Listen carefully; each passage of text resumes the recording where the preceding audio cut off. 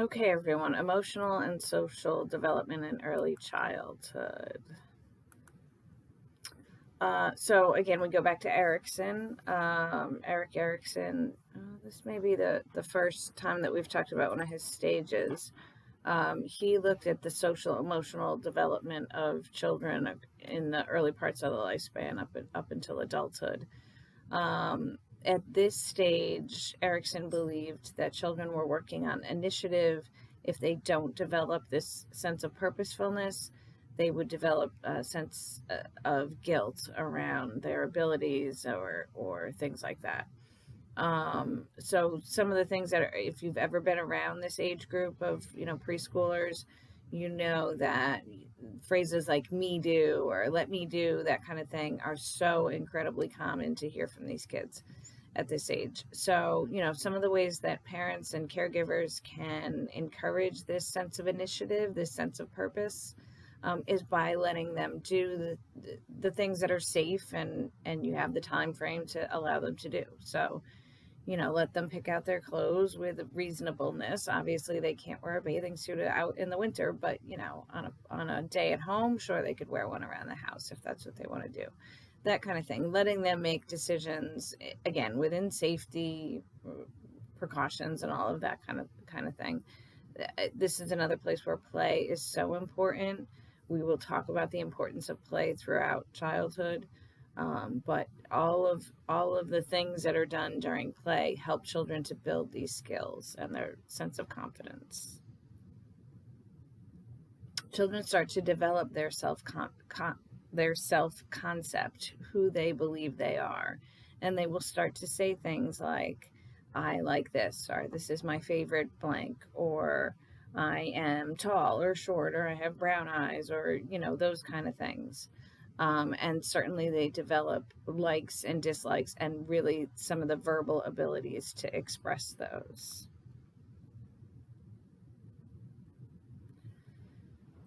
They start to, begin to understand emotions and the idea of regulating their emotions. Now, obviously, at the age of 2, early on, children are certainly not good at this, but they are it's a developing skill.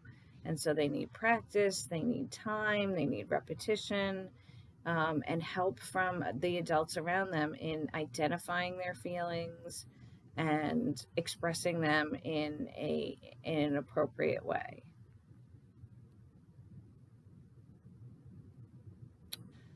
So again, they can begin to understand, some of the basic primary feelings like angry, happy, sad. They can start to talk about what caused or what brought about those emotions, what happens when they have those emotions. They start to recognize it in other individuals and can start to develop some strategies for um, change, not necessarily changing their emotions, but dealing with them and moving beyond that. Nowadays, there are so many great books that are available. If you're looking for things to read or talk about with even very young children, schools are starting to do this where they're helping children to identify their emotions and what do we do when we're angry and what do we do when we're sad. Um, Trying to increase the emotional understanding, emotional competence of even very young children. Certainly at this age, you start to see some self conscious emotions, embarrassment, pride, guilt, and shame.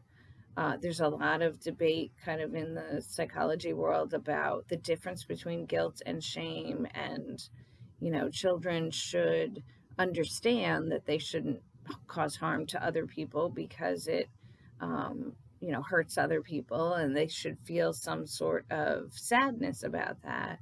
But, it's sort of understood that instilling shame in a child, especially for behaviors that are normal for children, is not a helpful emotion to encourage in children.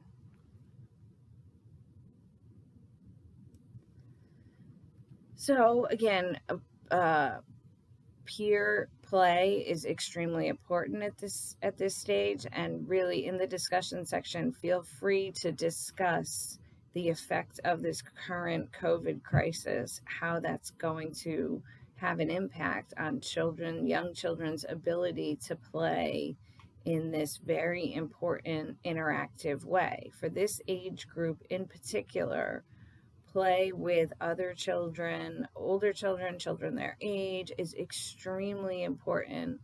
They start to learn how to play cooperatively, how to share, how to exchange things back and forth. And all of this, obviously, now during this COVID pandemic, is, prohibited for children, for many children outside of their immediate family group or immediate home group. So again, feel free to discuss this in the discussion section. How could this impact children? What could parents and teachers and caregivers do to allow children to engage in this very important kind of play while we're under these current restrictions? So again, there's some different types of play. Very early on, children are just sort of getting to know their toys and picking them up and looking at them and that kind of thing. There's not a lot of make-believe or imaginative play. That comes a little bit later, and that's extremely important to be able to use objects for other purposes and to play with a variety of toys. And building things and being able to manipulate objects in space, whether it's water or sand or mud or dirt or, those kind of things are all very important aspects of play at this age. I did open up the learning sort of little mini unit. It's not a required reading. It's just for your information purposes only. But it's a review of the learning chapter, those basic principles of classical and operant conditioning. Punishment is part of operant conditioning. The goal of punishment is to reduce undesirable behaviors. So this could be another topic in the discussion. Is punishment effective? Is punishment necessary? When is punishment harmful? What's important for all of those principles of operant conditioning, for the reinforcement and the punishment aspects of operant conditioning, where we reward the good behavior, we punish the bad behavior, we try to encourage the good behavior, we try to discourage the bad behavior. Consistency is really important. And again, if you'd like to bring in the current COVID epidemic, how is that affecting parents' ability to be consistent? If one of the punishments is to take away screen time, is that even possible during this time? There's not really a lot of preschoolers who are engaged in online learning, but certainly that's a tool that many parents and caregivers are using right now. Parents are working from home, they have preschoolers at home. Is it even possible realistically to take away a significant amount of screen time from young children or older children? Children can become aggressive at this age, and many times, particularly before their verbal skills fully develop, they may become aggressive when they get frustrated. So it's important from an early stage to teach children that that's not acceptable, that you can't hit people, you can't bite people, but it's not an uncommon behavior when children get frustrated, and again, before they're able to put words to the feelings that they're having.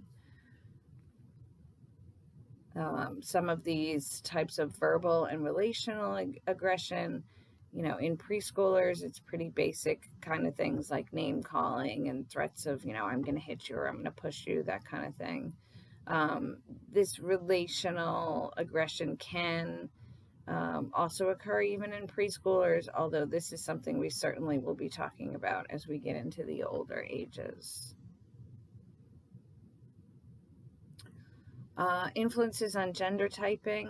What do we tell children about how they should behave based on the gender that they were assigned at birth? What is the impact of other individuals in the child's environment, family, teachers, peers? What do they see in the media? Again, all good topics for discussion. How do all of these environmental pieces affect the child's gender identity? These styles of parenting are just one of the examples of theories on child rearing styles. So, authoritative parenting tends to have very high rules and regulations with clear expectations and also lots of love and affection.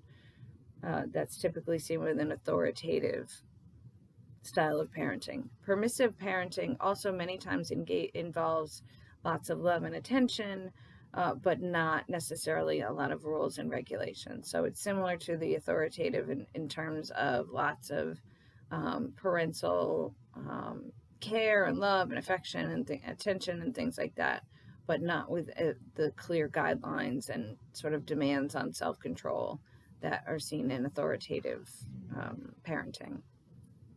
Authoritarian parenting style tends to be very high in rules and regulations and relatively low in affection and attention. And uninvolved or neglectful parenting is sort of missing, that engaged, caring style of parenting, as well as the rules and regulations, sort of parents who kind of, are not particularly involved with their children's lives emotionally or in any other ways.